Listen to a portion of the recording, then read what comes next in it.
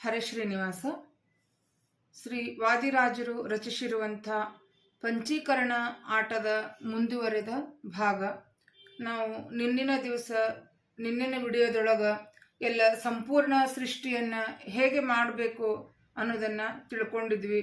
ಅಂದ್ರೆ ಪ್ರತಿಯೊಂದು ತತ್ವಗಳ ಸೃಷ್ಟಿ ಅಂದ್ರೆ ಪಂಚ ಜ್ಞಾನೇಂದ್ರಿಯಗಳು ಅಂದ್ರೆ ಶ್ರೋತ್ರೇಂದ್ರಿಯ, ತ್ವಗೀಂದ್ರಿಯ, ಚಕ್ಷು, ಜಿಹ್ವೇಂದ್ರಿಯ, ಘ್ರಾಣೇಂದ್ರಿಯ ಮತ್ತು ಪಂಚಕರ್ಮೇಂದ್ರಿಯಗಳಾಗಿರ್ತಕ್ಕಂಥ ವಾಗೀಂದ್ರಿಯ, ಪಾಣೀಂದ್ರಿಯ, ಪಾದೇಂದ್ರಿಯ, ಪಾಯು ಇಂದ್ರಿಯ ಮತ್ತು ಉಪಸ್ಥ ಇಂದ್ರಿಯ ಮತ್ತು ಪಂಚ ತನ್ಮಾತ್ರಗಳಾಗಿರ್ತಕ್ಕಂಥ ಶಬ್ದ, ಸ್ಪರ್ಶ, ರೂಪ, ರಸ, ಗಂಧ, ಆಮೇಲೆ ಪಂಚ ಪ್ರಾಣಗಳಾಗಿರ್ತಕ್ಕಂಥ ಸಮಾನ, ವಾಯು, ವ್ಯಾನ, ಅಪಾನ, ಪ್ರಾಣ, ಆಮೇಲೆ ಮನಃ ಪಂಚಕಗಳಾಗಿರ್ತಕ್ಕಂಥ ಚೇತನ, ಮನಸ್ಸು, ಬುದ್ಧಿ, ಚಿತ್ತ, ಅಹಂಕಾರ, ಇವುಗಳೆಲ್ಲವುಗಳು ಕೂಡ ಹೇಗೆ ಸೃಷ್ಟಿಯಾದು ಅನ್ನೋದನ್ನ ನೋಡ್ಕೊಂಡಿದ್ವಿ. ಈಗ ಇವೆಲ್ಲವುಗಳನ್ನ ಸೃಷ್ಟಿ ಮಾಡಿದ್ಮೇಲೆ ಈಗ ಇದು ಸೃಷ್ಟಿ ಆಯಿತು. ಈಗ ಸೃಷ್ಟಿ ಆದ್ಮೇಲೆ ನಾವು ಏನು ಮಾಡಬೇಕು? ಸ್ಥಿತಿ ಚಿಂತನೆಯನ್ನ ಮಾಡಬೇಕು. ಸ್ಥಿತಿ ಚಿಂತನೆ ಅಂತಂದ್ರೆ ಇವು ನಮ್ಮಲ್ಲಿರ್ತಕ್ಕಂಥ ಜ್ಞಾನೇಂದ್ರಿಯಗಳು, ಕರ್ಮೇಂದ್ರಿಯಗಳು ಇವುಗಳೆಲ್ಲವ ನಿಂತು ಭಗವಂತ ನಮ್ಮೊಳಗೆ ನಿಂತು ಎಲ್ಲ ಕರ್ಮಗಳನ್ನ ಮಾಡಿಸ್ತಿದ್ದಾನೆ ಅಂತ ನಾವೇನು ಚಿಂತನೆ ಅನುಸಂಧಾನವನ್ನ ಮಾಡ್ಕೋತೀವಿ, ಅದೇ ಸ್ಥಿತಿ. ಅಂದ್ರೆ ಪ್ರತಿಯೊಂದು ಏನೋ ಒಂದು ಕಾರ್ಯ ನಡೀತಿರ್ತದ ಜಗತ್ತಿನೊಳಗ, ಪ್ರಕೃತಿಯೊಳಗಾಯ್ತು, ನಮ್ಮೊಳಗೆ ಆಯ್ತು, ಏನು ಪ್ರತಿಯೊಂದು ಕಾರ್ಯಗಳನ್ನ ನಡೀತಿರ್ತದ ಅದರೊಳಗೆ ಎಲ್ಲವದರಗಳು ಕೂಡ ಭಗವಂತ ಇದ್ದು ಆ ಕಾರ್ಯಗಳನ್ನ ಮಾಡಿಸ್ಲಿಕ್ಕತ್ತಾನ, ಸ್ಥಿತಿಯನ್ನ ನಡೆಸಾನ, ಜಗತ್ತನ್ನ ನಿಯಮನವನ್ನ ಮಾಡ್ಲಿಕ್ಕತ್ತಾನ ಅಂತ ನಾವೇನದ ಪ್ರತಿಯೊಂದು ಹೆಜ್ಜೆ ಹೆಜ್ಜೆಗೂ ಕ್ಷಣ ಕ್ಷಣಕ್ಕೂ ಚಿಂತನೆಯನ್ನ ಮಾಡ್ತೀವಿ. ಅದೇ ಸ್ಥಿತಿ ಚಿಂತನೆ. ಅಂದ್ರ ಈಗ ನಾವು ಯಾವಾಗೂ ನಾವು ಅಸ್ವತಂತ್ರರು. ನಮ್ಮೊಳಗೆ ನಿಂತು ಪ್ರತಿಯೊಂದು ಕೈ ಒಳಗೆ ನಿಂತು, ಮೇಲೆ ಕಾಲೊಳಗೆ ನಿಂತು, ನಮ್ಮ ಬಾಯಿ ಒಳಗೆ ಪ್ರತಿಯೊಂದು ನಮ್ಮ ಇಂದ್ರಿಯೊಳಗೆ ನಿಂತು ಏನೇನ ಕರ್ಮಗಳನ್ನ ಮಾಡ್ತಿರ್ತೀವಿ ಅವುಗಳೆಲ್ಲವುಗಳನ್ನು ಕೂಡ ಸ್ವತಂತ್ರ ಕರ್ತನಾಗಿರ್ತಕ್ಕಂಥ ಭಗವಂತನೇ ನಮ್ಮೊಳಗೆ ನಿಂತ ಮಾಡಿಸ್ತಿರ್ತಾನೆ, ನಮ್ಮ ಅಂತರ್ಯಾಮಿಯಾಗಿ, ನಮ್ಮ ಬಿಂಬ ಮೂರ್ತಿಯಾಗಿ. ಅವುಗಳೆಲ್ಲವುಗಳನ್ನು ಕೂಡ ನಾವು ಚಿಂತನೆಯನ್ನ ಮಾಡಬೇಕು. ಆಮೇಲೆ ಎಷ್ಟೋ ಜಗತ್ತು ನಡೆದಿರ್ತದೆ, ಅದೆಲ್ಲವುಗಳಲ್ಲಿಯೂ ಕೂಡ ಏನದ ಭಗವಂತ ಎಲ್ಲವನ್ನ ನಿಯಂತ್ರಣ, ನಿಯಮನವನ್ನ, ಸ್ಥಿತಿಯನ್ನ ಮಾಡ್ಲಿಕ್ಕತ್ತಾನಂತ ಚಿಂತನೆಯನ್ನ ಮಾಡ್ಕೋಬೇಕು. ಅದಕ್ಕೆ ಈಗೆಲ್ಲ ಸೃಷ್ಟಿ ಆದ ಮೇಲೆ ಈಗೇನದ ಸ್ಥಿತಿ ಚಿಂತನೆ ಅಂತಂದ್ರೆ ಇದ್ರೊಳಗ ಎಲ್ಲ ತತ್ವಾಭಿಮಾನಿ ದೇವತೆಗಳು ಮತ್ತು ಅದ ಅಂತರ್ಗತ ಪ್ರಾಣದೇವರು ಮತ್ತು ಅದಂತರ್ಗತ ಭಗವಂತನ ಸ್ಮರಣೆ ಅವರು ಮಾಡಿ ಅವ್ರಿಗೆಲ್ಲರಿಗೂ ಕೂಡ ನಮಸ್ಕಾರಗಳನ್ನ ನಾವು ಮಾಡೋದೇ ಇದೇನದ ಎಲ್ಲ ಪಂಚ ತನ್ಮಾತ್ರಗಳು, ಆಮೇಲೆ ಪಂಚ ಜ್ಞಾನೇಂದ್ರಿಯಗಳು, ಪಂಚ ಕರ್ಮೇಂದ್ರಿಯಗಳು, ಪ್ರಾಣ ಪಂಚಕಗಳು ಮತ್ತು ಮನಃ ಪಂಚಕಗಳು ಇವೆಲ್ಲವುಗಳ ಅಂತರ್ಗತ ದೇವತೆಗಳು ಮತ್ತು ಅದಂತರ್ಗತ ಪ್ರಾಣದೇವರು ಮತ್ತು ಭಗವಂತನಿಗೆ ನಮಸ್ಕಾರಗಳನ್ನ ನಾವೆಲ್ಲರೂ ಮಾಡೋದ್ರ ಇದಕ್ಕೆ ಏನಂತಾರ, ಪೂಜಾ. ತತ್ವಾಭಿಮಾನ ದೇವತೆಗಳ ಒಂದು ಪೂಜೆಯನ್ನ ನಮಗ ಈ ಮೂಲಕ ನಮಗೆಲ್ಲ ಮಾಡಿಸ್ಕೊಡ್ತಾರ. ಅದನ್ನ ಹೇಗೆ ಅನ್ನೋದನ್ನ ನೋಡೋಣಂತ. ಮೊದಲೇನದ ಪಂಚ ಜ್ಞಾನೇಂದ್ರಿಯಗಳ ಅಭಿಮಾನಿ. ಮೊದಲು ನಾವು ಪಂಚ ಜ್ಞಾನೇಂದ್ರಿಯಗಳ ಸೃಷ್ಟಿಯನ್ನ ಮಾಡಿದ್ವಿ. ಆದ ಪ್ರಕಾರ ಈಗ ಮೊದಲು ಪಂಚ ಜ್ಞಾನೇಂದ್ರಿಯೊಳಗ ಪ್ರತಿಯೊಂದು ಇಂದ್ರಿಯ ಅಂತರ್ಗತ ದೇವತೆ ಪ್ರಾಣದೇವರು ಭಗವಂತನ ಚಿಂತನೆಯನ್ನ ಮಾಡಿ ಅವರೆಲ್ಲರಿಗೂ ಕೂಡ ನಾವೇನದ ನಮಸ್ಕಾರವನ್ನ ಮಾಡ್ತಾ ಹೋಗ್ಬೇಕು. ಈಗ ಶ್ರೋತ್ರೇಂದ್ರಿಯ ಮೊದಲಿಗೆ. ಶ್ರೋತ್ರೇಂದ್ರಿಯ ಅಂದ್ರೆ ಶ್ರೋತ್ರ ಅಭಿಮಾನಿ. ಶ್ರೋತ್ರ ಅಂದ್ರೆ ಕಿವಿ. ಅದಕ್ಕೆ ಅದರ ಅಭಿಮಾನಿ ಯಾರಂತಂದ್ರ ಪತ್ಯಂತರ್ಗತ ಅಂದ್ರೆ ಪ್ರತಿಯೊಬ್ಬರು ಏನದ ಹೆಣ್ಮಕ್ಳು ಮೊದಲು ತಮ್ಮ ಪತಿ ಅಂತರ್ಗತ ಅಂತಾನೆ ಹೇಳೇನೆ ಎಲ್ಲ ದೇವತೆಗಳ ಸ್ಮರಣೆಯನ್ನ ಮಾಡ್ತಾ ಹೋಗ್ಬೇಕು. ಆಮೇಲೆ ಪತ್ಯಂತರ್ಗತ ರೋಹಿಣಿಪತಿ, ಚಂದ್ರಾಂತರ್ಗತ, ಪಾರ್ವತಿಪತಿ, ರುದ್ರಾಂತರ್ಗತ, ಭಾರತಿಪತಿ ಮುಖ್ಯ ಪ್ರಾಣಾಂತರ್ಗತ, ಪದ್ಮಿನಿಪತಿ ವಿಷ್ಣು ಅಭಿನ್ನ, ಬಿಂಬ ಮೂರ್ತಿ ಅಭಿನ್ನ, ಶ್ರೀ ಲಕ್ಷ್ಮೀಪತಿ ಹಯಗ್ರೀವಾಯ ನಮಃ. ಅಂದ್ರೆ ಇದು ಶ್ರೋತ್ರೇಂದ್ರಿಯಕ ನಾವು ನಮಸ್ಕಾರವನ್ನ ಮಾಡದಂತಾಯ್ತು. ಅಂದ್ರೆ ಇದು ಅಂತರ್ಗತ ದೇವತೆ ಪ್ರಾಣದೇವರು ಎಲ್ಲ ಭಗವಂತನ, ನಮ್ಮ ಬಿಂಬ ಮೂರ್ತಿ ಅಭಿನ್ನ ಎಲ್ಲ ಲಕ್ಷ್ಮೀ ಹಯಗ್ರೀವ ದೇವರು ಅಂದ್ರೆ ವಾದರಾಜರು ಉಪಾಸ್ಯ ಮೂರ್ತಿ ಹಯಗ್ರೀವ ದೇವರಿಗೆ ಅವರು ನಮಸ್ಕಾರವನ್ನ ಮಾಡ್ತಾರ. ನಾವು ನಮ್ಮ ಬಿಂಬ ಮೂರ್ತಿ ಅಭಿನ್ನ ಅಂದ್ರೆ ಬಿಂಬ ಮೂರ್ತಿನೂ ಒಂದೇ, ಹಯಗ್ರೀವ ದೇವರು ಒಂದೇ, ಎಲ್ಲ ಭಗವಂತನ ರೂಪಗಳು ಒಂದೇ, ಯಾವುದಕ್ಕೂ ಕೂಡ ಭೇದ ಇಲ್ಲ.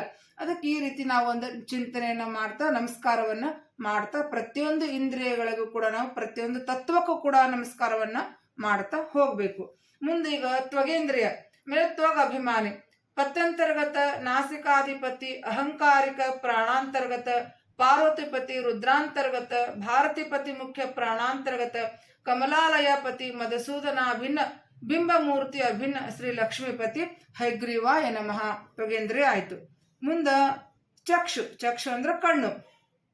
ಚಕ್ಷುರ ಅಭಿಮಾನಿ ಪತ್ಯಂತರ್ಗತ ಸಂಜ್ಞಾಪತಿ ಸೂರ್ಯಾಂತರ್ಗತ ಪಾರ್ವತಿಪತಿ ರುದ್ರಾಂತರ್ಗತ ಭಾರತಿಪತಿ ಮುಖ್ಯ ಪ್ರಾಣಾಂತರ್ಗತ ಶ್ರೀ ರಮಾಪತಿ ತ್ರಿವಿಕ್ರಮಾಭಿನ್ನ ಬಿಂಬಮೂರ್ತಿ ಅಭಿನ್ನ ಶ್ರೀ ಲಕ್ಷ್ಮೀಪತಿ ಹೈಗ್ರೀವಾಯ ನಮಃ. ಮುಂದ ಜಿಹ್ವೇಂದ್ರಿಯ. ಜಿಹ್ವೇಂದ್ರ ನಾಲಿಗೆ.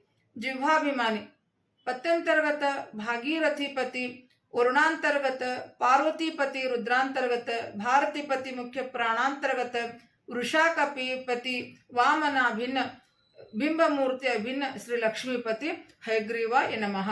ಮುಂದ ಗ್ರಹಣಾಭಿಮಾನಿ. ಗ್ರಹಣ ಅಂತಂದ್ರೆ ಮೂಗು. ಪತ್ಯಂತರ್ಗತ ಉಷಾಪತಿ ಅಶ್ವಿನಿ ದೇವತಾಂತರ್ಗತ ಪಾರ್ವತಿಪತಿ ರುದ್ರಾಂತರ್ಗತ ಭಾರತಿಪತಿ ಮುಖ್ಯ ಪ್ರಾಣಾಂತರ್ಗತ ಧನ್ಯಾಪತಿ ಶ್ರೀಧರಾಭಿನ್ನ ಬಿಂಬಮೂರ್ತಿ ಅಭಿನ್ನ ಶ್ರೀ ಲಕ್ಷ್ಮೀಪತಿ ಹೈಗ್ರೀವಾಯ ನಮಃ. ಅಂದ್ರೆ ಇದರೆಲ್ಲ ಪಂಚ ಜ್ಞಾನೇಂದ್ರಿಯಗಳ ಸ್ಮರಣೆಯನ್ನ ಈ ಮೂಲಕ ನಮಗೆ ಮಾಡಿಸ್ಕೊಡ್ತಾರ.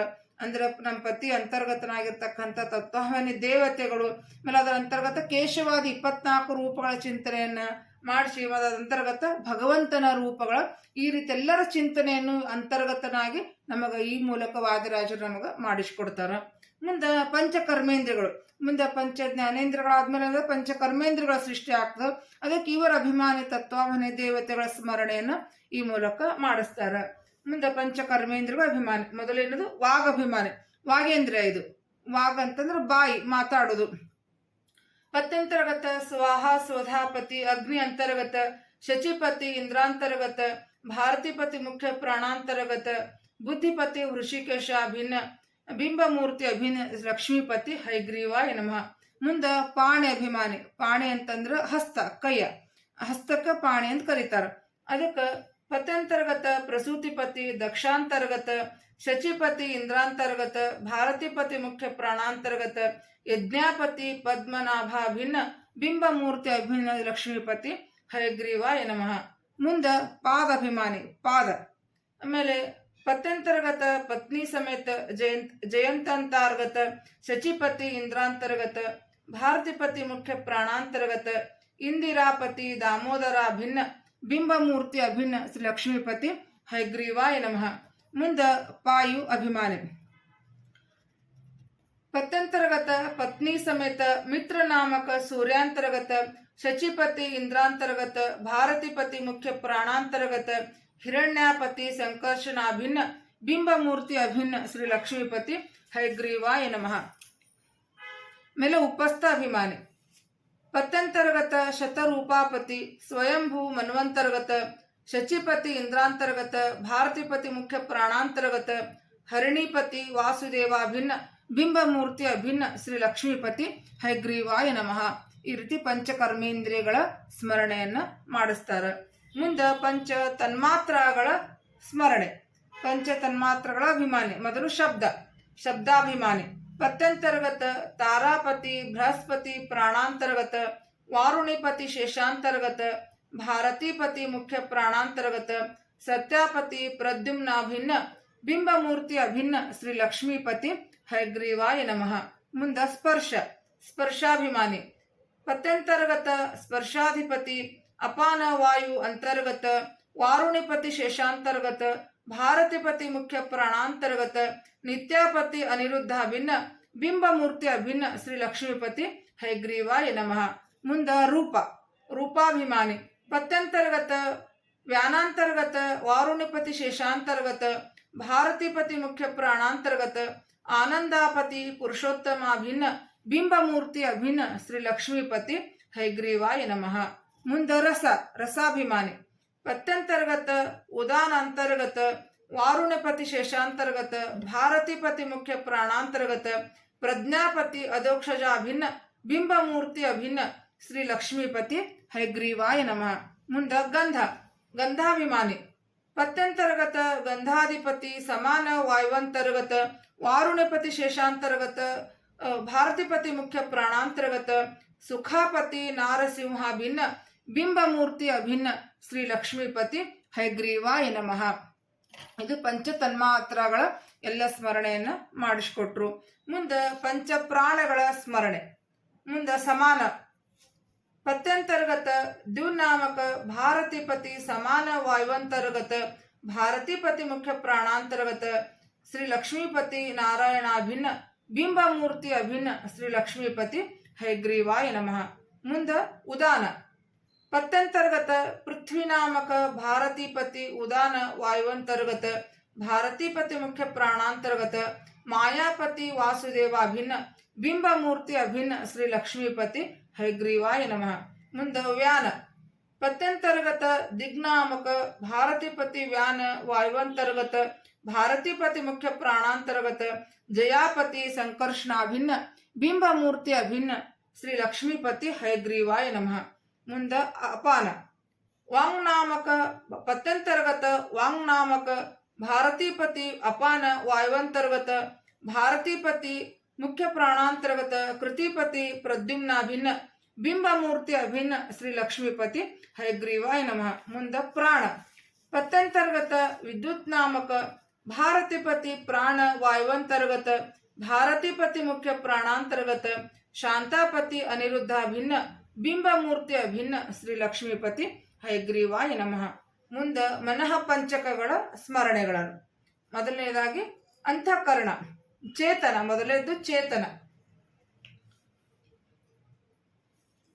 ಅಂತಃಕರಣನೂ ಅಂತಾರ ಇದಕ್ಕೆ ಚೇತನ ಎರಡೂ ಕರೀತಾರ ಅದಕ್ಕೆ ಅಂತಃಕರಣ ಅಭಿಮಾನಿ ಪತ್ಯಂತರ್ಗತ ರತಿಪತಿ ಕಾಮಾಂತರ್ಗತ ಭಾರತೀಪತಿ ಮುಖ್ಯ ಪ್ರಾಣಾಂತರ್ಗತ ಶಾಂತಾಪತಿ ಅನಿರುದ್ಧ ಅಭಿನ್ನ ಬಿಂಬ ಮೂರ್ತಿ ಅಭಿನ್ನ ಶ್ರೀ ಲಕ್ಷ್ಮೀಪತಿ ಹಯಗ್ರೀವಾಯ ನಮಃ ಆಮೇಲೆ ರತಿಪತಿ ಕಾಮದೇವರು ಏನದ ಪ್ರವಾಹ ರೂಪ ಶಾಸ್ತ್ರ ಜನ್ಯ ಜ್ಞಾನಕ್ಕೆ ಅಭಿಮಾನಿಗಳು ಅಂತಿಕೊಂಡಿಲ್ಲಿ ನಮಗೆ ತಿಳಿಸ್ಕೊಡ್ತಾರ ಮುಂದೆ ಮನೋಭಿಮಾನಿ ಮನಸ್ಸು ಮನಸ್ಸಿನೊಳಗ ಪತ್ಯಂತರ್ಗತ ಸೌಪರ್ಣಿಪತಿ ಗರುಡಾಂತರ್ಗತ ಭಾರತೀಪತಿ ಮುಖ್ಯ ಪ್ರಾಣಾಂತರ್ಗತ ಕೃತಿಪತಿ ಪ್ರದ್ಯುಮ್ನಾಭಿನ್ನ ಬಿಂಬ ಮೂರ್ತಿ ಅಭಿನ್ನ ಶ್ರೀ ಲಕ್ಷ್ಮೀಪತಿ ಹಯಗ್ರೀವಾಯ ನಮಃ ಸೌಪರ್ಣಿಪತಿ ಗರುಡ ದೇವರ ಸ್ಮರಣೆಯನ್ನು ಮಾಡಿಸ್ತಾರಲ್ಲ ಅವರು ನಮಗೆ ಸಂಕಲ್ಪ ವಿಕಲ್ಪಕ್ಕೆ ಅಭಿಮಾನಿಗಳು ಗರುಡ ದೇವರು ಅಂತ ತಿಳಿಸಿಕೊಡ್ತಾರ ಮುಂದೆ ಬುದ್ಧಿ ಅಭಿಮಾನಿ ಪತ್ಯಂತರ್ಗತ ವಾರುಣೀಪತಿ ಶೇಷಾಂತರ್ಗತ ಭಾರತೀಪತಿ ಮುಖ್ಯ ಪ್ರಾಣಾಂತರ್ಗತ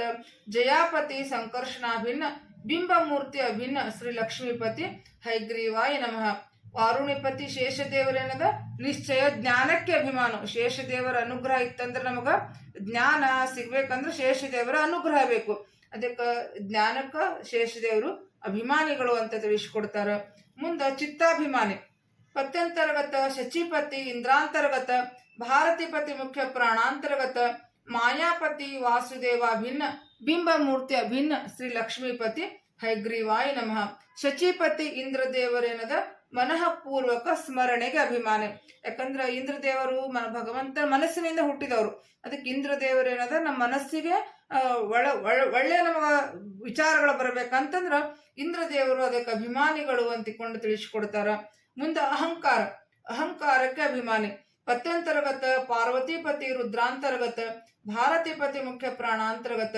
ಲಕ್ಷ್ಮೀಪತಿ ನಾರಾಯಣಾಭಿನ್ನ ಬಿಂಬ ಮೂರ್ತಿ ಅಭಿನ್ನ ಶ್ರೀ ಲಕ್ಷ್ಮೀಪತಿ ಹಯಗ್ರೀವಾಯ ನಮಃ ಪಾರ್ವತಿಪತಿ ರುದ್ರದೇವರೇನದ ಅಸ್ವತಂತ್ರವೇ ಸ್ವತಂತ್ರ ಎಂಬ ಜ್ಞಾನಕ್ಕೆ ಅಭಿಮಾನಿ ಅಂದ್ರ ನಮ್ಮಲ್ಲಿರ್ತಕ್ಕಂಥ ಅಸ್ವತಂತ್ರರು ಅದಕ್ಕೆ ಈ ಒಂದು ನಾವು ಅಸ್ವತಂತ್ರ ಇದ್ದೀವಿ ಭಗವಂತನೇ ಸ್ವತಂತ್ರ ಕರ್ತರ ಎಂಬ ಜ್ಞಾನವನ್ನ ಕೊಡ್ತಕ್ಕಂಥವ್ರು ನಮ್ಗೆ ಯಾರಂತಂದ್ರ ರುದ್ರದೇವರು ಅದಕ್ಕೆ ರುದ್ರದೇವರ ಅಭಿಮಾನಿಗಳು ಅಂತಿಕೊಂಡು ಅವರು ಪ್ರತಿಯೊಂದು ದೇವತೆಗಳ ಒಂದು ಕಾರ್ಯವನ್ನು ಕೂಡ ನಮಗ ಈ ಮೂಲಕ ನಮಗ ತಿಳಿಸಿಕೊಡ್ತಾರೆ ಇಲ್ಲಿ ಈ ರೀತಿ ಏನದ ಈ ಎಲ್ಲ ತತ್ವಗಳ ಒಂದು ಸ್ಮರಣೆಯನ್ನ ಅಂತರ್ಗತ ದೇವತೆಗಳು ಪ್ರಾಣದೇವರು ಭಗವಂತನ ಮತ್ತೆ ಕೇಶವಾದಿ 24 ಅಂತರ್ಗತಕ್ಕೆ ಎಲ್ಲರೊಳಗೂ 24 ಕೇಶವಾದಿ ಅಂತರ್ಗತ ರೂಪಗಳು ಮತ್ತ ಅವ್ರ ಅದ್ರ ಜೊತೆನೆ ಲಕ್ಷ್ಮೀ ಚಿಂತನೆಯನ್ನು ಕೂಡ ನಾವು ಮಾಡಿಸ್ಕೊಡ್ತಾರ ಶಚಿಪತಿ ಇಂದ್ರ ಆಮೇಲೆ ಶಾಂತಿಪತಿ ಅನಿರುದ್ಧ ಕೃತಿಪತಿ ಪ್ರದ್ಯುಮ್ನ ಹಿಂಗ ಎಲ್ಲರೂ ಪತಿ ಪತ್ನಿ ಸಮೇತ ಎಲ್ಲ ದೇವತೆಗಳನ್ನ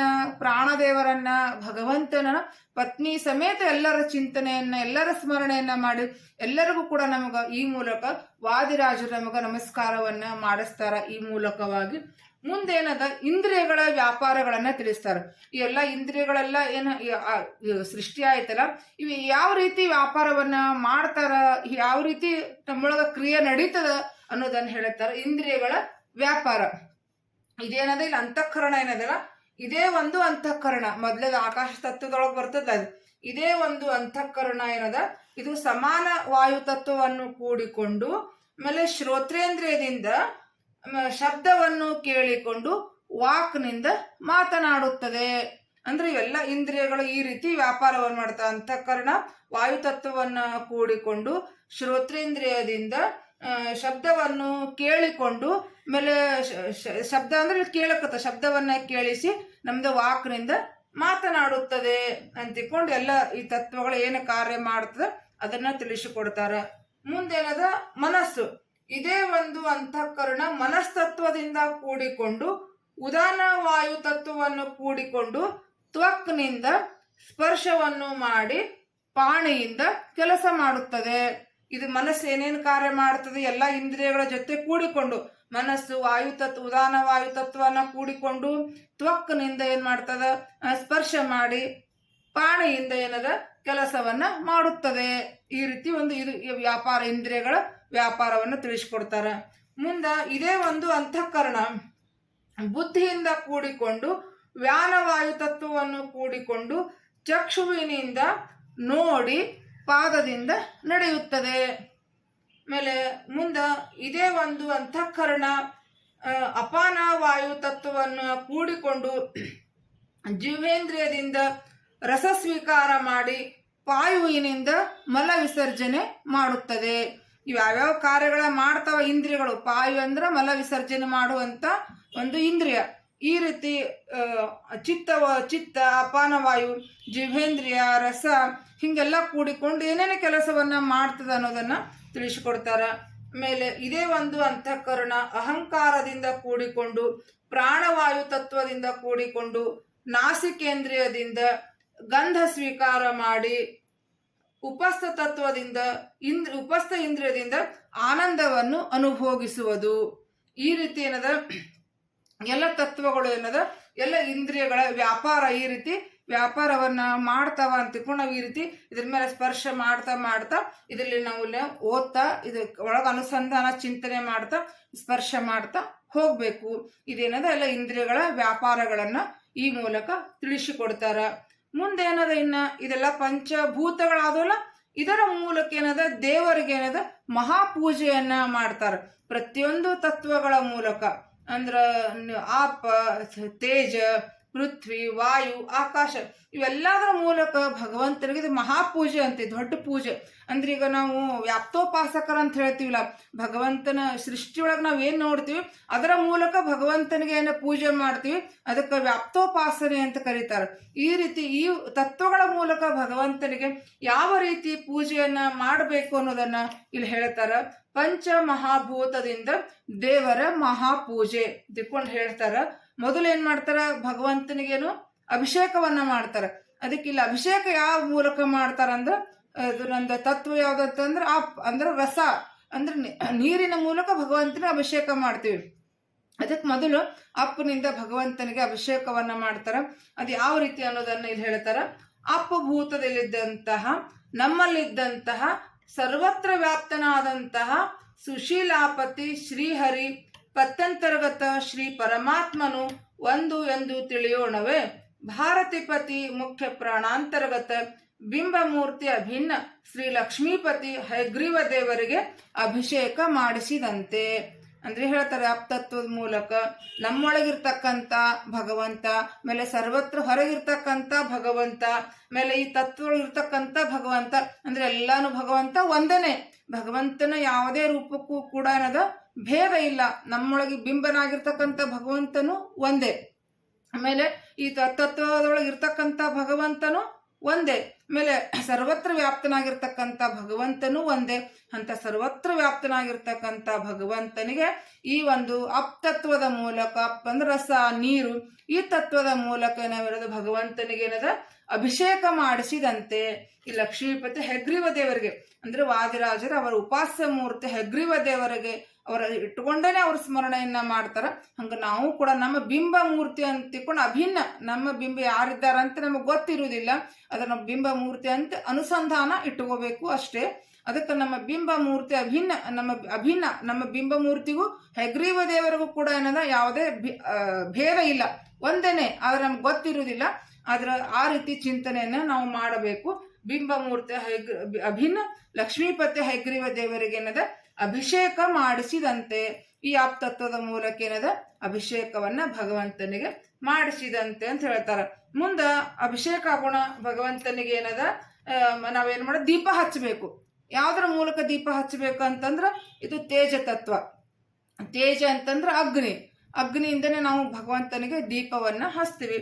ಅದಿಲ್ಲಿ ಹೇಳ್ತಾರ, ತೇಜಭೂತದಲ್ಲಿದ್ದಂತಹ ನಮ್ಮಲ್ಲಿದ್ದಂತಹ ಸರ್ವತ್ರ ಪತ್ಯಂತರ್ಗತ ಶ್ರೀ ಪರಮಾತ್ಮನು ಭಾರತಿಪತಿ ಮುಖ್ಯ ಪ್ರಾಣಾಂತರ್ಗತ ವಿದ್ಯಾಪತಿ ಉಪೇಂದ್ರ ಒಂದು ಎಂದು ತಿಳಿಯೋಣವೇ. ಬಿಂಬಮೂರ್ತಿ ಅಭಿನ್ನ ಶ್ರೀ ಲಕ್ಷ್ಮೀಪತಿ ಹಯಗ್ರೀವ ದೇವರಿಗೆ ದೀಪ ಹಚ್ಚಿದಂತೆ, ಅಂದ್ರೆ ತೇಜ ತತ್ವದ ಮೂಲಕ ದೀಪವನ್ನ ಹಚ್ಚೋಣಂತ. ಮುಂದ ಭಗವಂತನಿಗೆ ನಾವೇನ್ ಮಾಡ್ಬೇಕು, ದೀಪ ಹಚ್ಚಿದ್ಮೇಲೆ ಅವನ್ಗ ಚಾಮರ ಬೀಸುದು, ಚಾಮರ ವ್ಯಜನಾದಿಗಳ ಸೇವೆ ಅಂತ ಹೇಳ್ತಾರ. ಚಾಮರವನ್ನ ಯಾವ ಮೂಲಕ ಬೀಸ್ತೀವಿ ಅಂತಂದ್ರ ವಾಯು ತತ್ವದ ಮೂಲಕ ಭಗವಂತನಿಗೆ ಚಾಮರವನ್ನ ಬೀಸಬೇಕು. ವಾಯುಭೂತದಲ್ಲಿದ್ದಂತಹ ನಮ್ಮಲ್ಲಿದ್ದಂತಹ ಸರ್ವತ್ರದಲ್ಲಿ ಪತ್ಯಂತರ್ಗತ ಶ್ರೀ ಪರಮಾತ್ಮನು ಭಾರತಿಪತಿ ಮುಖ್ಯ ಪ್ರಾಣಾಂತರ್ಗತ ಸುಂದರೀಪತಿ ಜನಾರ್ದನ ಒಂದು ಎಂದು ತಿಳಿಯೋಣವೇ.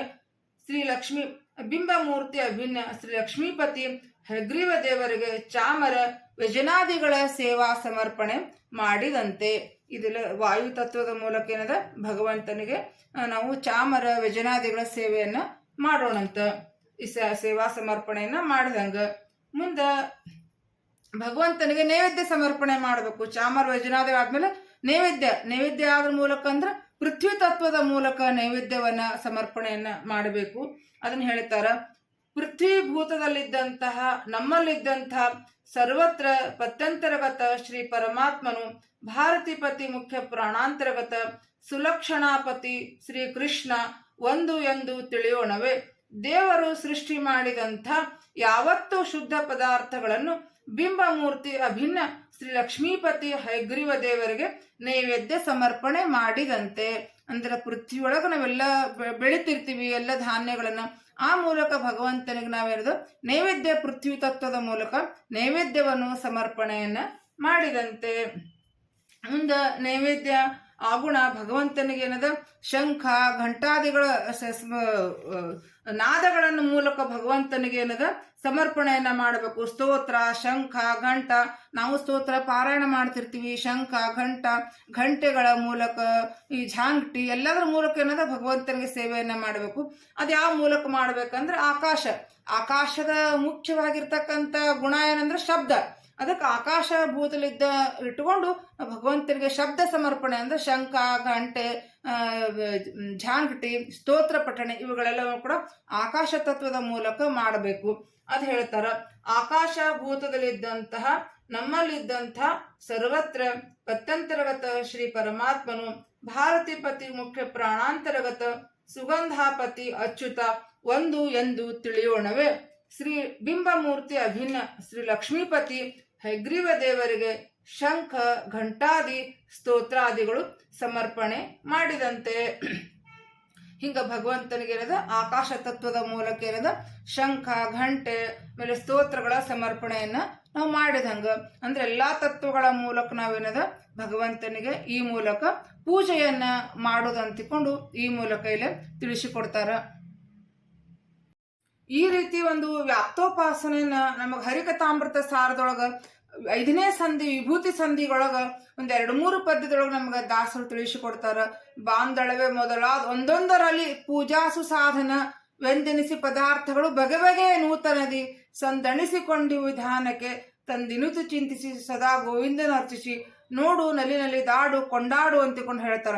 ಅಂದ್ರ ಆಕಾಶವೇ ಮೊದಲಾದ ಒಂದೊಂದರೊಳಗ ಭಗವಂತನ ಒಂದು ಪೂಜೆಯನ್ನ ಆ ಮೂಲಕ ನೀವು ಆಪ್ತೋಪಾಸನೆ ಪೂಜೆಯನ್ನ ಮಾಡ್ರಿ ಅಂತಿಕೊಂಡು ಜಗನ್ನಾಥದಾಸರು ನಮ್ಗೆ ಹರಿಕಥಾಮೃತ ಸಾರದೊಳಗೆ ಸಾಕಷ್ಟು ಕಡೆ ನಮಗೆ ತಿಳಿಸಿಕೊಡ್ತಾರೆ. ಅದೇ ಈ ರೀತಿ ಏನದ ಎಲ್ಲ ತತ್ವಗಳ ಮೂಲಕ ಇದು ನಾವು ಭಗವಂತನಿಗೆ ಮಹಾಪೂಜೆಯನ್ನ ನಮಗೆ ವಾದಿರಾಜರು ಈ ಮೂಲಕ ಮಾಡಿಸ್ಕೊಡ್ತಾರ. ಇಂಥ ಒಂದು ಒಳ್ಳೆ ಅನುಸಂಧಾನ ಇದು ನಾವು ನಿತ್ಯದಲ್ಲಿ ಮಾಡಲೇಬೇಕಾಗಿರ್ತಕ್ಕಂಥದ್ದು. ಈ ತತ್ವಗಳ ಮೂಲಕ ಭಗವಂತನಿಗೆ ಒಂದು ಮಹಾಪೂಜೆಯನ್ನ ಮಾಡಿಸ್ತಾರ. ಮುಂದೆ ಏನ್ ಮಾಡ್ತಾರ ಅಂದ್ರ ತತ್ವಾಭಿಮಾನಿ ದೇವತೆಗಳ ಪ್ರಾರ್ಥನೆಯನ್ನ ಮಾಡಿಸ್ತಾರ. ಇವರೆಲ್ಲ ತತ್ವಾಭಿಮಾನಿ ದೇವತೆಗಳು ಇರ್ತಾರಲ್ಲ, ಇದ್ರೊಳಗ ನಿಂತವ್ರು ನಾವೇನು ಪ್ರಾರ್ಥನೆಯನ್ನ ಮಾಡ್ಕೋಬೇಕು, ನಮ್ಮ ಅಂತರ್ಗತ ತತ್ವಾಭಿಮಾನಿ ದೇವತೆಗಳಿಗೆ ನಾವೇನು ಪ್ರಾರ್ಥನೆಯನ್ನ ಮಾಡ್ಕೋಬೇಕು ಅನ್ನೋದನ್ನ ಇಲ್ಲೇ ಹೇಳ್ತಾರ. ಇಂದ್ರಿಯ ಅಭಿಮಾನಿ ದೇವತೆಗಳಿರ ಸ್ವಸ್ಥಾನದಲ್ಲಿ ನಿಂತು ಲಕ್ಷ್ಮೀ ದೇವರಿಂದ ಯಾವತ್ತು ಪರಿವಾರದಿಂದ ಕೂಡಿಕೊಂಡು ಇದ್ದಂಥ ಶ್ರೀಹರಿ ಸೇವಾ ಮಾಡಿಸಿರಿ. ನಮ್ಮ ಇಂದ್ರಿಯಗಳೇನವ, ನಮ್ಮಲ್ಲಿರ್ತಕ್ಕಂಥ ಜ್ಞಾನೇಂದ್ರಿಯಗಳ ಕರ್ಮೇಂದ್ರಿಯಗಳ ನೀವೇನ್ ಮಾಡ್ರಿ, ನಮ್ಮೊಳಗೆ ನಿಂತು ಸದಾ ಲಕ್ಷ್ಮೀಪತಿ ಆಗಿರ್ತಕ್ಕಂಥ ಭಗವಂತನಿಂದ ಮತ್ತು ಭಗವಂತನ ಅನೇಕ ತತ್ವಾಭಿಮಾನಿ ದೇವತೆಗಳು ಪರಿವಾರ ದೇವತೆಗಳಿದ್ದಾರೆ ಭಗವಂತನಿಗೆ. ಎಲ್ಲ ತಾರತಮ್ಯ ಅನುಸಾರವಾಗಿ ಎಲ್ಲ ದೇವತೆಗಳಿಂದ ಕೂಡಿಕೊಂಡಿರ್ತಕ್ಕಂಥ ಭಗವಂತನ ಸೇವೆಯನ್ನ ನಮ್ಮೊಳಗೆ ನಿಂತು ಯಾವಾಗಲೂ ಮಾಡಿಸ್ರಿ ಅಂತಿಕೊಂಡು ನಾವು ಇಂದ್ರಿಯಗಳಿಗೆ ಪ್ರಾರ್ಥನೆಯನ್ನ ಮಾಡ್ಕೋಬೇಕು. ಮುಂದೆ ಹೇಳ್ತಾರ ಪಾದಗಳಲ್ಲಿ ಇದ್ದಂಥ ಜಯಂತಾದಿಗಳಿರ ಶ್ರೀಹರಿ ಮಂದಿರಕ್ಕೆ ಓಡಾಡುವ ಹಾಗೆ ಮಾಡಿಸಿರಿ, ತೀರ್ಥಯಾತ್ರೆ ಚರಿಸುವ ಹಾಗೆ ಮಾಡಿಸಿರಿ. ನಮ್ಮ ಪಾದಕ್ಕೆ ಅಭಿಮಾನಿಯಾರು ಜಯಂತ ದೇವತೆ, ಅದಕ್ಕೆ ಜಯಂತನಿಗೆ ಎಲ್ಲಿ ಪ್ರಾರ್ಥನೆಯನ್ನ ಮಾಡ್ಕೋತಾರ. ಅದಕ್ಕೆ ನೀವು ನನಗ ಪಾದಲಿದ್ದಕ್ಕಂಥ ಜಯಂತಾದಿಗಳಿರ ನನಗ ಭಗವಂತನ ಮಂದಿರಕ್ಕೆ ಅಂದ್ರೆ ಯಾವಾಗಲೂ ಕೂಡ ದೇವಸ್ಥಾನಕ್ಕೆ ಹೋಗ್ಬೇಕು, ತೀರ್ಥಯಾತ್ರೆಗಳನ್ನ ಮಾಡಬೇಕು. ಅದಕ್ಕೆ ನಮ್ಮ ಪಾದ ಕಾಲು ಉಪಯೋಗ ಆಗುವಾಗೆ ನನ್ನೊಳಗೆ ನಿಂತು ನೀವು ಮಾಡಿಸು ಅಂತಿಕೊಂಡು ನಮ್ಮ ಪಾದಕ್ಕೆ ಅಭಿಮಾನ ಆಗಿರ್ತಕ್ಕಂಥ ಜಯಂತನೇ ಮೊದಲಾದ ದೇವತೆಗಳಿಗೆ ನಾವು ಸ್ಮರಣೆಯನ್ನ ಮಾಡ್ಕೋಬೇಕು. ಮುಂದೆ ಹಸ್ತಗಳಲ್ಲಿ ಇದ್ದಂಥ ಪ್ರಸೂತಿಪತಿ ದಕ್ಷ ಪ್ರಜಾಪತಿ ಮತ್ತು ಶಚಿಪತಿ ಇಂದ್ರದೇವರೇ ಶ್ರೀಹರಿ ಮಂದಿರ ಮಾರ್ಜನೆ ಮಾಡುವ ಹಾಗೆ ಮಾಡಿಸಿರಿ. ನಮ್ಮ ಹಸ್ತಗಳಲ್ಲಿ ಏನದ ದಕ್ಷ ಪ್ರಜಾಪತಿ ಇರ್ತಾನ ಅಭಿಮಾನಿ ದೇವತೆ, ಮತ್ತು ಶಚಿಪತಿ ಇಂದ್ರದೇವರು ಇರ್ತಾರ. ಇವರೆಲ್ಲರಿಗೂ ಕೂಡ ನಾವೇನು ಪ್ರಾರ್ಥನೆ ಮಾಡಬೇಕು, ಭಗವಂತನ ಮಂದಿರ, ಭಗವಂತನ ಯಾವುದೇ ದೇವಸ್ಥಾನ ಇರಲಿ, ಭಗವಂತ ನೆಲೆಸಿರ್ತಕ್ಕಂಥ ಯಾವುದೇ ಸ್ಥಾನದಲ್ಲಿ ನಾವೇನಂದ್ರೆ ಅದು ಸ್ವಚ್ಛ ಮಾಡಬೇಕು. ಅದರ ಬಹಳ ಪುಣ್ಯ ಕೆಲಸ ಅಂತ ಹೇಳ್ತಾರ. ಅದಕ್ಕೆ ಅಂತ ಹರಿಮಂದಿರ ಮಾರ್ಜನೆ ಸ್ವಚ್ಛ ಮಾಡುವಂಗ ನಮ್ಮ ಕೈಯೊಳಗೆ ನಿಂತು ನೀನು ಮಾಡಿಸು ಅಂತಿಕೊಂಡು ಪ್ರಾರ್ಥನೆಯನ್ನ ಮಾಡ್ಕೋಬೇಕು. ಯಾಕಂದ್ರೆ ಅಂಬರೀಷ ಚಕ್ರವರ್ತಿ ಕಥೆಯನ್ನು ಕೇಳ್ತೀವಿ. ದೊಡ್ಡ ರಾಜ, ಕೈಗೊಬ್ರು ಕಾಲಗೊಬ್ರು ಆಳಿರ್ತಾರ. ಅಂಬರೀಷ್ ಚಕ್ರವರ್ತಿಗೆ ಇಡೀ ಅರಮನೆಯನ್ನ ಎಲ್ಲಾರು ಸ್ವಚ್ಛ ಮಾಡಿದ್ರು ಕೂಡ ಏನದ ಅಂಬರೀಷ ಚಕ್ರವರ್ತಿ ದೇವರ ಮನೆಯನ್ನ ತಾನೇ ಸ್ವಚ್ಛ ಮಾಡ್ಕೋತಿದ್ದಂತವ. ಅಂದ್ರ ಅಷ್ಟು ಭಗವಂತ ನೆಲೆಸಿರ್ತಕ್ಕಂಥ ಸ್ಥಾನವನ್ನ ಸ್ವಚ್ಛ ಮಾಡುದಂದ್ರ ಅದು ಅಶ್ವಮೇಧ ಯಾಗ ಮಾಡಿದಷ್ಟು ಪುಣ್ಯ, ಬಹಳ ಪುಣ್ಯ ಕೆಲಸ ಅಂತ. ಅದಕ್ಕಂತ ದೊಡ್ಡ ಚಕ್ರವರ್ತಿ ಆಗಿರ್ತಕ್ಕಂಥ ಅಂಬರೀಷನೇ ಆ ಕೆಲಸವನ್ನ ಮಾಡೋಣ. ಅದಕ್ಕೆ ನಾವು ಕೂಡ ಅನ್ನೋದು ಪ್ರಾರ್ಥನೆಯನ್ನ ಮಾಡ್ಕೋಬೇಕು. ನಮ್ಮ ಹಸ್ತದಲ್ಲಿರ್ತಕ್ಕಂಥ ತತ್ವಾಭಿಮಾನಿ ದೇವತೆಗಳಿಗೆ ಭಗವಂತನ ಮಂದಿರ ಸ್ವಚ್ಛ ಮಾಡುವಂತ ಕೆಲಸವನ್ನ ನಮ್ಮೊಳಗೆ ನಿಂತು ಮಾಡಿಸ್ರಿ ಅಂತಿಕೊಂಡಿಲ್ಲ ಪ್ರಾರ್ಥನೆಯನ್ನ ಮಾಡ್ಕೋಬೇಕು. ಮುಂದೆ ಕಿವಿಯಲ್ಲಿ ಇರುವಂತಹ ದೇವತೆಗಳ ಶ್ರೀಹರಿ ಕಥಾಶ್ರವಣ ಕೀರ್ತನ ಕಥನ ಮಾಡಿಸ್ರಿ. ನಮ್ಮ ಕಿವಿಯ ಮೂಲಕ ಏನದ ದೇವತೆಗಳು, ನಮ್ಮ ಕಿವಿಗೆ ಅಭಿಮಾನಿ ದೇವತೆಗಳು, ಅವರೊಳಗೆ ನಾವೇನು ಪ್ರಾರ್ಥನೆ ಮಾಡಬೇಕು, ಸದಾ ಭಗವಂತನ ಕಥಾಶ್ರವಣ ಕೀರ್ತನ ಕಥನ ಮಾಡಿಸಿ. ಯಾವಾಗಲೂ ಕೂಡ ಭಗವಂತನ ಕಥೆಯನ್ನು ಶ್ರವಣ ಮಾಡಬೇಕು. ಯಾಕಂದ್ರೆ ನವವಿಧವಾದ ಭಕ್ತಿ ಒಳಗ ಶ್ರವಣಕ್ಕ ಮೊದಲ ಆದ್ಯತೆ ಅದ. ಶ್ರವಣ ಮಾಡಿದ್ಮೇಲೆ ನಮಗ ಉಳಿದೆಲ್ಲ ನಮ್ಗೆ ಜ್ಞಾನ ಬರ್ತದ. ಅದಕ್ಕೆ ಮೊದಲಿಗೆ ನಮ್ಮ ಕಿವಿಯಲ್ಲಿರ್ತಕ್ಕಂಥ ದಿಗ್ದೇವತೆಗಳು ನಾವು ಪ್ರಾರ್ಥನೆಯನ್ನ ಮಾಡ್ಕೋಬೇಕು. ಭಗವಂತನ ಕಥಾಶ್ರವಣವನ್ನ ನಮ್ಮಿಂದ ಮಾಡಿಸ್ರಿ ಅಂತಿಕೊಂಡು ಪ್ರಾರ್ಥನೆಯನ್ನ ಮಾಡ್ಕೋಬೇಕು. ಮುಂದ ಮೂಗಿನಲ್ಲಿದ್ದಂಥ ಉಷಾಪತಿ ಅಶ್ವಿನಿ ದೇವತೆಗಳಿರ ಶ್ರೀಹರಿ ನಿರ್ಮಾಲ್ಯ ಗಂಧ ತುಳಸಿ ಅಘ್ರಾಣ ಮಾಡುವ ಹಾಗೆ ಮಾಡಿಸಿರಿ ಅಂತ ಹೇಳ್ತಾರ. ಮೂಗಿನೊಳಗ ಅಶ್ವಿನಿ ದೇವತೆಗಳು ಇರ್ತಾರ. ಅವ್ರಿಗೆ ನಾವೇನ್ ಪ್ರಾರ್ಥನೆ ಮಾಡ್ಕೋಬೇಕು, ಭಗವಂತನ ನಿರ್ಮಾಲ್ಯ ಗಂಧ ತುಳಸಿ ಹೂವ ಅವುಗಳೆಲ್ಲವುಗಳನ್ನು ಕೂಡ ನಾವೇನದ ವಾಸನೆ ನೋಡ್ಕೋಬೇಕು, ಅಘ್ರಾಣ ಮಾಡ್ಕೋಬೇಕು. ಭಗವಂತ ನಿರ್ಮಾಲ್ಯವನ್ನ ಅದನ್ನ ಮೊಟ್ಟ ಮೊದಲವಾಗಿ ಅದನ್ನ ಅಘ್ರಾಣ ಮಾಡ್ಕೋಬೇಕು, ವಾಸನೆ ನೋಡ್ಕೋಬೇಕಂತ ಹೇಳ್ತಾರ.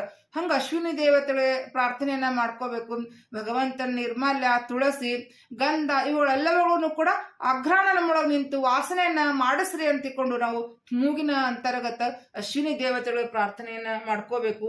ಮುಂದೆ ನೇತ್ರದಲ್ಲಿ ಇದ್ದಂತಹ ಚಂದ್ರ ಸೂರ್ಯಾದಿಗಳಿರ ಶ್ರೀಹರಿ ಮೂರ್ತಿ ನಖಶಿಖಾಂತವಾಗಿ ನೋಡುವಂತೆ ಮಾಡಿಸಿರಿ. ನಮ್ಮ ಕಣ್ಣಿನೊಳಗೆ ಯಾರು ಇರ್ತಾರ, ಸೂರ್ಯ ಮತ್ತು ಚಂದ್ರ ಇರ್ತಾರ. ಅವರಿಗೆ ಪ್ರಾರ್ಥನೆಯನ್ನ ಮಾಡ್ಕೋಬೇಕು. ಭಗವಂತನ ಮೂರ್ತಿಯನ್ನ ನಖಶಿಖಾಂತವಾಗಿ, ಅಂದ್ರೆ ನಾವು ಭಗವಂತನ ಯಾವುದೇ ದೇವಸ್ಥಾನಕ್ಕೆ ಹೋದ್ರೆ ಭಗವಂತನ ಮೂರ್ತಿಯನ್ನ ಹೇಗೆ ನೋಡ್ಕೋಬೇಕಂದ್ರೆ ಮೊದಲು ಪಾದದಿಂದ ಪ್ರಾರಂಭಿಸಿ ಆಮೇಲೆ ತಲೆತನ ನೋಡ್ಕೋಬೇಕು. ಮೊದಲಿಗೆ ಮುಖವನ್ನ ನೋಡ್ಕೋಬಾರ್ದು, ಮೊದಲಿಗೆ ಪಾದ ದರ್ಶನ ಮಾಡಿಕೊಂಡು ಆಮೇಲೆ ಮೇಲೆ ಕೆಳಗಿನಿಂದ ಮೇಲಕ್ಕೆ ನೋಡ್ಕೋತಾ ಹೋಗ್ಬೇಕು ಭಗವಂತನ. ಅದಕ್ಕೆ ನಖಶಿಖಾಂತವಾಗಿ ಭಗವಂತನ ಉಗುರಿನಿಂದ ಹಿಡಿದು ತಲೆ ತನಕ ಅವನ ದರ್ಶನವನ್ನ ನಮಗ ಮಾಡ್ಕೋಬೇಕು. ಅದಕ್ಕೆ ಕಣ್ಣಲ್ಲಿರ್ತಕ್ಕಂಥ ಸೂರ್ಯಚಂದ್ರಗೆ ನಾವು ಭಗವಂತನ ಮೂರ್ತಿಯನ್ನ ನಖಶಿಖಾಂತವಾಗಿ ಅಂದ್ರೆ ಉಗುರಿನಿಂದ ಹಿಡ್ಕೊಂಡು ತಲೆವರೆಗೆ ನಮ್ಗೆ ದರ್ಶನವನ್ನ ಮಾಡಿಸ್ರಿ ಅಂತಿಕೊಂಡು ನಾವು ಸೂರ್ಯಚಂದ್ರಾದಿಗಳಿಗೆ ಪ್ರಾರ್ಥನೆಯನ್ನ ಮಾಡ್ಕೋಬೇಕು. ಮುಂದೆ ಬುದ್ಧಿಗೆ, ನಮ್ಮ ಬುದ್ಧಿಗೆ ಅಭಿಮಾನಿ ಯಾರಂತಂದ್ರೆ ಉಮಾದೇವಿಯರು. ಉಮಾದೇವಿ ಅಂತಂದ್ರೆ ಪಾರ್ವತಿ ಅಕ್ಕಿ ಶಿವನ ಹೆಂಡತಿಯಾಗಿರ್ತಕ್ಕಂಥ ಉಮಾದೇವಿಗೆ ನಾವೇನು ಪ್ರಾರ್ಥನೆಯನ್ನ ಮಾಡ್ಕೋಬೇಕಂತಂದ್ರ ಬುದ್ಧಿ ಚಂಚಲವಾಗದಂತೆ ಮಾಡಿಸಿರಿ. ನಮ್ಮ ಬುದ್ಧಿ ಏನದ ಯಾವತ್ತು ಚಂಚಲ ಆಗಬಾರ್ದು, ಭಗವತ್ ವಿಷಯವಾಗಿ ಯಾವಾಗಲೂ ಭಗವಂತನೊಳಗ ಭಕ್ತಿ ಒಳ್ಳೆ ಸದ್ಬುದ್ಧಿಯನ್ನ ನಮಗ ಕೊಡು ಅಂತಿಕೊಂಡು ನಾವು ಶಿವನ ಹೆಂಡತಿ ಆಗಿರ್ತಕ್ಕಂಥ ಉಮಾದೇವಿಯರೊಳಗ ನಾವು ಪ್ರಾರ್ಥನೆಯನ್ನ ಮಾಡ್ಕೋಬೇಕು. ಮುಂದೆ ನಾಲಿಗೆಗೆ ಅಭಿಮಾನಿ ಸರಸ್ವತಿ ದೇವಿಯರೇ ಶ್ರೀ ಹರಿನಾಮ ಸ್ಮರಣೆ ಅಖಂಡವಾಗಿ ಮಾಡಿಸಿರಿ. ಅಂದ್ರೆ ನಮ್ಮ ನಾಲಿಗೆಗೆ ಅಭಿಮಾನಿ ಯಾರಂತಂದ್ರೆ ಸರಸ್ವತಿ ದೇವಿಯರು. ಅದಕ್ಕೆ ನಮ್ಮ ಬಾಯಿಯೊಳಗ ಭಗವಂತನ ನಾಮಸ್ಮರಣೆ ಏನದ ಅಖಂಡವಾಗಿ ಯಾವಾಗಲೂ ಕೂಡ ನಾಮಸ್ಮರಣೆಯನ್ನ ಮಾಡಿಸ್ರಿ ಅಂತ ಹೇಳ್ತಾರೆ. ಯಾಕಂದ್ರೆ ಕಲಿಯುಗದೊಳಗ ಭಗವಂತನ ನಾಮಸ್ಮರಣೆಗೆ ಬಹಳ ಮಹತ್ವ ಅದ. ನಮ್ಮ ಅನೇಕ ಪಾಪಗಳನ್ನ ರೋಗಗಳನ್ನ ಪರಿಹಾರ ಮಾಡುವ ಶಕ್ತಿ ಭಗವಂತನ ನಾಮಸ್ಮರಣೆಗೆ ಅದ. ಆ ನಾಮಸ್ಮರಣೆ ನಮ್ಗ ಮಾಡಿಸ್ಬೇಕಂದ್ರೂ ಕೂಡ ಅನ್ನದ ಅದು ದೇವತೆಗಳ ಒಂದು ತತ್ವಾಭಾನ ದೇವತೆಗಳ ಅನುಗ್ರಹ ಇದ್ದಾಗ ಮಾತ್ರ ನಮ್ಮ ಬಾಯಿಯೊಳಗಿಂದ ನಿರಂತರ ನಾಮಸ್ಮರಣೆ ಬರ್ತದ. ಅದು ಹಾಗೆ ನಾವು ಮಾಡ್ತೀವಂದ್ರೆ ಬರುವುದಿಲ್ಲ. ಅದು ತತ್ವಾಭಾನ ದೇವತೆಗಳ ಅನುಗ್ರಹ ಇದ್ದಾಗ ಮಾತ್ರ ನಮ್ಗೆ ಆ ಚಿಂತನೆ ಸ್ಮರಣೆ ಆಗ್ತದ. ಅದಕ್ಕೆ ನಾವು ಸರಸ್ವತಿ ದೇವಿಯರೊಳಗೆ ಏನದ ನಮ್ಮ ನಾಲಿಗೆ ಒಳಗ ನಿಂತು ಯಾವಾಗ್ಲೂ ಭಗವಂತನ ನಾಮಸ್ಮರಣೆ ಮಾಡಿಸುವಂತಿಕೊಂಡು ಪ್ರಾರ್ಥನೆಯನ್ನ ಮಾಡ್ಕೋಬೇಕು. ಮುಂದ ನಮ್ಮ ಮನಸ್ಸಿಗೆ ಅಭಿಮಾನಿ ಮನೋಭಿಮಾನಿ ಪಾರ್ವತಿಪತಿ ರುದ್ರದೇವರೇ ಮನಸ್ಸು ಚಂಚಲವಾಗದಂತೆ ಮಾಡಿಸಿರಿ. ನಮ್ಮ ಮನೋಭಿಮಾನಿಗಳು ರುದ್ರದೇವರು. ನಾವು ರುದ್ರದೇವರಲ್ಲಿ ಯಾವಾಗ್ಲೂ ಪ್ರಾರ್ಥನೆಯನ್ನ ಮಾಡ್ಕೋಬೇಕು. ತೈಲಧಾರೆಯಂತೆ ಮನಸ್ಸು ಕೊಡು ಹರಿಯಲ್ಲಿ ಶಂಭು ಅಂತಿಕೊಂಡು ವಿಜಯದಾಸ್ ಹೇಳ್ತಾರೆ. ಕೈಲಾಸವಾಸ ಗೌರೀಶ ಈಶ ತೈಲಧಾರೆಯಂತೆ ಮನಸ್ಸು ಕೊಡು ಹರಿಯಲ್ಲಿ. ಅಂದ್ರೆ ಭಗವಂತನೊಳಗೆ ನಮ್ಮ ಮನಸ್ಸು ಹೆಂಗಂದ್ರೆ ಎಣ್ಣೆ ಹೆಂಗ ನಿರಂತರವಾಗಿ ಸೋರ್ತಿರ್ತದ ಆ ರೀತಿ ತೈಲಧಾರೆ ಅಂತ ನಮ್ಮ ಭಗವಂತನೊಳಗೆ ಮನಸ್ಸು ಕೊಡು ಅಂತ ಹೇಳ್ತಾರ. ಇನ್ನೊಂದು ಕಡೆ ಹೇಳ್ತಾರೆ ದುರ್ಗುಣಗಳನ್ನ ಬಿಡಿಸುವಂತ ಪ್ರಾರ್ಥನೆ ಮಾಡ್ಕೋತಾರ ರುದ್ರದೇವರಿಗೆ. ದಾಸರು ಅನೇಕ ರುದ್ರದೇವರ ಪದ್ಯಗಳನ್ನ ಬರೆದು ಅವ್ರೊಳಗೆ ಪ್ರಾರ್ಥನೆ ಏನ್ ಮಾಡ್ಕೋತಾರ ಅಂದ್ರ ನಮ್ಮ ಭಗವಂತನೊಳಗೆ ನಮ್ಮ ಮನಸ್ಸು ನೆಲೆಗೊಳ್ಳುವಂತೆ ಮಾಡುವಂತಿಕೊಂಡೆ ನಾವು ರುದ್ರದೇವರಿಗೆ ಪ್ರಾರ್ಥನೆಯನ್ನ ಮಾಡ್ಕೋತಾರ. ಯಾಕಂದ್ರೆ ನಮ್ಮ ಪ್ರತಿಯೊಂದು ಕಾರಣ ನಮ್ಮ ಒಳ್ಳೆ ಕೆಲಸಕ್ಕೆ ಮುಖ್ಯ ಕಾರಣವಾಗಿದ್ದೆ ನಮ್ಮ ಮನಸ್ಸು. ಅದಕ್ಕೆ ನಮ್ಮ ಮನಸ್ಸು ಸದ್ವಿಚಾರಗಳೊಳಗೆ ಮುಳುಗಬೇಕು, ಭಗವಂತನ ಚಿಂತನೆ ಒಳಗ ನಮ್ಮ ಮನಸ್ಸು ತೊಡಗಬೇಕಂತಂದ್ರ ಅದಕ್ಕೆ ರುದ್ರದೇವರ ಅನುಗ್ರಹ ಬೇಕೇ ಬೇಕು. ಅದಕ್ಕೆ ನಾವಿಲ್ಲಿ ಮನೋಭಿಮಾನಿ ಪಾರ್ವತಿಪತಿ ರುದ್ರದೇವರೇ ಮನಸ್ಸು ಚಂಚಲವಾಗದಂತೆ ಮಾಡಿಸಿರಿ ಅಂತಿಕೊಂಡು ರುದ್ರದೇವರಿಗೆ ಪ್ರಾರ್ಥನೆಯನ್ನ ಮಾಡ್ಕೋಬೇಕು. ಮುಂದೆ ಯಾವತ್ತು ಪರಿವಾರದಿಂದ ಕೂಡಿಕೊಂಡು ಇದ್ದಂತಹ ಶ್ರೀ ಲಕ್ಷ್ಮೀಪತಿ ಹೈಗ್ರೀವ ದೇವರಲ್ಲಿ ದೃಢ ಭಕ್ತಿ ಕೊಟ್ಟು ಅಖಂಡ ಸ್ಮರಣೆ ಮಾಡಿಸಿರಿ. ಎಲ್ಲ ಇಂದ್ರಿಯಗಳಿಗೆ ನಾವು ಪ್ರಾರ್ಥನೆಯನ್ನ ಮಾಡ್ಕೋಬೇಕು.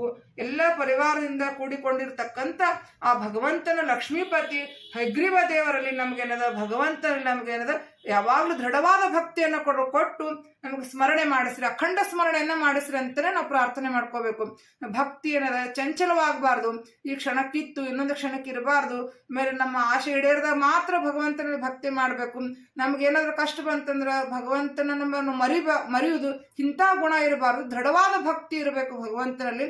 ಅಂತ ದೃಢವಾದ ಭಕ್ತಿಯನ್ನ ಕೊಟ್ಟು ಅಖಂಡ ಸ್ಮರಣೆ ಭಗವಂತನೊಳಗೆ ನಮ್ಗ ಯಾವಾಗಲೂ ಕೂಡ ಅಖಂಡ ಸ್ಮರಣೆಯನ್ನ ನಮ್ಮೊಳಗೆ ನಿಂತು ಮಾಡಿಸ್ರಿ ಅಂತಿಕೊಂಡಿಲ್ಲ ಎಲ್ಲ ಇಂದ್ರಿಯಗಳಿಗೆ ನಾವು ಪ್ರಾರ್ಥನೆಯನ್ನ ಮಾಡ್ಕೋಬೇಕು. ಮತ್ ಹೇಳ್ತಾರ ಶ್ರೀ ಮಧ್ವಾಚಾರ್ಯರ ಸಂತತಿಗೆ ಬಂದು ಶ್ರೀಹರಿ ನೈವೇದ್ಯ ಅನ್ನ ವೈಶ್ವದೇವ ಬಲಿಹರಣ ಹಸ್ತೋದಕ ನಿತ್ಯ ಸಿಗುವಂತೆ ಮಾಡಿಸಿರಿ. ಶ್ರೀ ಮಧ್ವಾಚಾರ್ಯರ ಒಂದು ಸಂತತಿಗೆ ಬಂದು ಅವರೊಳಗ ನಮ್ಗ ಮಧ್ವಾಚಾರ್ಯ ಸಿದ್ಧಾಂತ ನಮ್ಗ ಅದ್ರೊಳಗ ಅನುಸಂಧಾನವನ್ನು ನಾವು ಮಾಡಿಕೊಂಡು ಮಧ್ವಾಚಾರ್ಯರ ಸಂತತಿಗೆ ಬಂದು ಅವರ ಶ್ರೀಮದ್ ಆಚಾರ್ಯರ ಒಂದು ನಾವು ಸಂತತಿಯೊಳಗ ಬರೋದೇ ಒಂದು ನಮ್ಮ ಪುಣ್ಯ ಅಂತ ಹೇಳ್ತಾರ.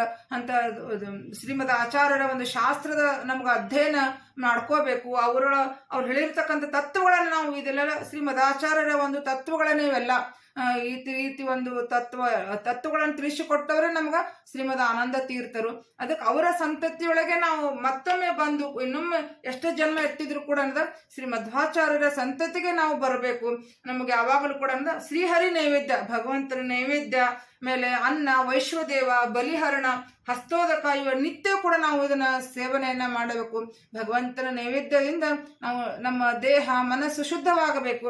ಅದಕ್ಕೆ ಇವೆಲ್ಲವೂ ಕೂಡ ನಮ್ಗೆ ಸಿಗುವಂತೆ ಮಾಡಿಸ್ರಿ ಅಂತಿಕೊಂಡು ನಾವು ಇಂದ್ರಿಯಗಳಿಗೆ ನಾವು ಪ್ರಾರ್ಥನೆಯನ್ನ, ನಮ್ಮ ತತ್ವಾಭಿಮಾನಿ ದೇವತೆಗಳಿಗೆ, ಇಂದ್ರಿಯ ಅಂತರ್ಗತ ತತ್ವಾಭಿಮಾನಿ ದೇವತೆಗಳಿಗೆ ನಾವು ಪ್ರಾರ್ಥನೆಯನ್ನ ಮಾಡ್ಕೋಬೇಕು. ಅದನ್ನ ಹೇಳ್ತಾರೆ, ಶ್ರೀ ಮಧ್ವಾಚಾರ್ಯರ ಸಂತತಿಗೆ ಬಂದು ಶ್ರೀಹರಿ ನೈವೇದ್ಯ, ಅನ್ನ, ವೈಶ್ವದೇವ, ಬಲಿಹರಣ, ಹಸ್ತೋದಕ ನಿತ್ಯ ಸಿಗುವಂತೆ ಮಾಡಿಸಿರಿ ಅಂತಿಕೊಂಡು ಪ್ರಾರ್ಥನೆಯನ್ನ ಮಾಡ್ತಾರ. ಮುಂದೆ ಕೆಲವು ಪಾಪನಾಶವಾದ ಮೇಲೆ ಗಂಗಾಕ್ಕೆ ಹೋಗಿ ಅಲ್ಲಿ ಸ್ನಾನ ಮಾಡಿ ಅನಂತರ ಬ್ರಹ್ಮಲೋಕಕ್ಕೆ ಹೋಗಿ ಸರಸ್ವತಿ ಪತಿ ಬ್ರಹ್ಮದೇವರ ಸಾಧನ 100 ವರ್ಷ ಪೂರ್ತಿಯಾಗುವವರೆಗೆ ಅಲ್ಲೇ ಇದ್ದು ತಾರಕ ಬ್ರಹ್ಮದೇವರ ಕೈಯಲ್ಲಿ ಉಪದೇಶ ತೆಗೆದುಕೊಂಡು ಲಕ್ಷ್ಮೀ ಸ್ವರೂಪಳಾದ ವಿರಜಾ ನದಿಯಲ್ಲಿ ಸ್ನಾನ ಮಾಡಿ ಲಿಂಗದೇಹ ಭಂಗವಾಗಿ ಅನಂತಾಸನಕ್ಕೆ ಹೋಗಿ ಶ್ವೇತದ್ವೀಪಕ್ಕೆ ಹೋಗಿ ವೈಕುಂಠಕ್ಕೆ ಹೋಗಿ ಶ್ರೀ ಮಾಯಾಪತಿ ವಾಸುದೇವ ಮೂರ್ತಿ ದರ್ಶನ ತೆಗೆದುಕೊಂಡು ಮುಕ್ತರನ್ನ ಕೂಡಿಕೊಂಡು ಮುಕ್ತಿಗೆ ಹೋಗುವಂತಹ ಶ್ರೀಮದ್ವಾದಿರಾಜರು ಮಾಡಿದಂಥ ಪಂಚೀಕರಣ ಆಟದಲ್ಲಿ ಸೃಷ್ಟಿ ಪ್ರಾರ್ಥನಾ ಸಂಪೂರ್ಣಂ ಪತ್ಯಂತರ್ಗತ ಭಾರತೀರಮಣ ಮುಖ್ಯ ಪ್ರಾಣಾಂತರ್ಗತ ಬಿಂಬಮೂರ್ತಿ ಅಭಿನ್ನ ಶ್ರೀ ಲಕ್ಷ್ಮೀಪತಿ ಹಯಗ್ರೀವಾರ್ಪಣಮಸ್ತು. ಇಲ್ಲಿಗ ಸೃಷ್ಟಿ ಚಿಂತನೆಯನ್ನ ನಮಗೆ ಮಾಡಿಸ್ತಾರ. ಅಂದ್ರೆ ಇವೆಲ್ಲ ಈ ರೀತಿ ಇಂದ್ರಿಯಗಳ ನಾವು ಪ್ರಾರ್ಥನೆಯನ್ನ ಮಾಡ್ಕೊಂಡ್ಮೇಲೆ ನಮ್ದೆಲ್ಲ ಪಾಪ ನಾಶ ಆದ ಮೇಲೆ ಏನದ ನಾವು ಗಂಗಾಕ್ಕೆ ಹೋಗ್ಬೇಕು, ಅಲ್ಲಿ ಸ್ನಾನವನ್ನ ಮಾಡಿ ಅನಂತರ ಎಲ್ಲ ಅಂದ್ರೆ ಮೋಕ್ಷಕ್ಕೆ ಒಂದು ಮಾರ್ಗಗಳಿವೆಲ್ಲ. ಅಂದ್ರೆ ಕೊನೆಗೆ ಹೇಳ್ತಾರ ಅನಂತಾಸನ, ಶ್ವೇತದೀಪ, ವೈಕುಂಠ ಇವೆಲ್ಲ ಮೋಕ್ಷ ಮಾರ್ಗದಲ್ಲಿ ಭಗವಂತನ ಲೋಕಗಳು. ನಮಗ ಮೋಕ್ಷಕ್ಕೆ ಹೋದಾಗ ಭಗವಂತ ಆ ಲೋಕದೊಳಗಿಟ್ಟು ನಮಗ ಆನಂದವನ್ನ ಕೊಡ್ತಾನ ಭಗವಂತ ಅಂತ ಹೇಳ್ತಾರ. ಅದಕ್ಕೆ ಇಷ್ಟೆಲ್ಲ ನಮ್ದು ಮೋಕ್ಷಕ್ಕೆ ಹೋಗ್ಬೇಕಾದ್ರೆ ಇವೆಲ್ಲ ಮೇಲೆ ಕೊನೆ ಗಂಗಾ ಸ್ನಾನಕ್ಕೆ ಹೋಗ್ಬೇಕು, ಆಮೇಲೆ ಬ್ರಹ್ಮ ಲೋಕಕ್ಕೆ ಹೋಗಿ ಆಮೇಲೆ ಬ್ರಹ್ಮದೇವರ ಸಾಧನ 100 ವರ್ಷ ಪೂರ್ತಿ ಆಗುವವರೆಗೆ ಅಲ್ಲೇ ಇದ್ದು ಮುಂದೆ ಬ್ರಹ್ಮದೇವರು ಉಪದೇಶ ತೆಗೆದುಕೊಂಡು ನಾವೇನದ ವಿರಜಾ ನದಿಯಲ್ಲಿ ಸ್ನಾನ ಮಾಡಿ ಲಿಂಗದೇಹ ಭಂಗವಾದ ಮೇಲೆ ಕೊನೆಗೆ ನಮಗ ಮೋಕ್ಷ ಅನಂತಾಸನ ಶ್ವೇತದ್ವೀಪ ವೈಕುಂಠದೊಳಗ ಭಗವಂತ ನಮಗ ಎಲ್ಲರ ಮೋಕ್ಷ ಜೀವರಾಶಿಗಳ ಸ್ಥಾನವನ್ನ ಕೊಡ್ತಾನ. ಈ ರೀತಿ ನಮಗ ಮೋಕ್ಷಕ್ಕೆ ಕೊಡುವಂತ ಒಂದೇ ಪ್ರಾರ್ಥನೆ ಏನಂತಂದ್ರೆ ನಮ್ಗ ಮುಕ್ತಿಯನ್ನ ಕೊಡುವಂತಿಕೊಂಡು ನಾವಿಲ್ಲಿ ಭಗವಂತನೊಳಗ ಪ್ರಾರ್ಥನೆಯನ್ನ ಮಾಡ್ಕೋಬೇಕು. ಎಲ್ಲ ಇಂದ್ರಿಯಾಭಿಮಾನಿ ದೇವತೆಗಳಿಗೆ ಅಂತರ್ಗತ ಭಗವಂತನ ಪ್ರಾರ್ಥನೆ ಮಾಡ್ಕೊಳ್ಳೋದು ಏನಂತಂದ್ರೆ ನಮಗ ಮುಕ್ತಿಯನ್ನ ಕೊಡು, ಮೋಕ್ಷವನ್ನ ಕೊಡು, ನಿನ್ನ ಸ್ಥಾನವನ್ನ ಕೊಡು ಅಂತ ನಾವೆಲ್ಲ ಪ್ರಾರ್ಥನೆಯನ್ನ ಮಾಡ್ತಾ ಈ ಒಂದು ಸೃಷ್ಟಿ ಚಿಂತನೆಯನ್ನ ಇಲ್ಲಿ ವಾದಿರಾಜರು ಸಂಪೂರ್ಣವನ್ನ ಮಾಡ್ತಾರ. ಮುಂದೇನದ ಲಯ ಚಿಂತನೆ ಇಷ್ಟೆಲ್ಲ ಆದ್ಮೇಲೆ ಲಯವನ್ನ ಹೇಗೆ ಮಾಡ್ತಾರೆ ಅನ್ನೋದನ್ನ ಮುಂದಿನ ಭಾಗದೊಳಗ ನೋಡೋಣಂತ. ಪತ್ಯಂತರ್ಗತ ಗುರುವಂತರ್ಗತ ಭಾರತೀರಮಣ ಮುಖ್ಯ ಪ್ರಾಣಾಂತರ್ಗತ ಬಿಂಬಮೂರ್ತಿ ಅಭಿನಯ ಶ್ರೀ ಕೃಷ್ಣ ಅರ್ಪಣಮಸ್ತು.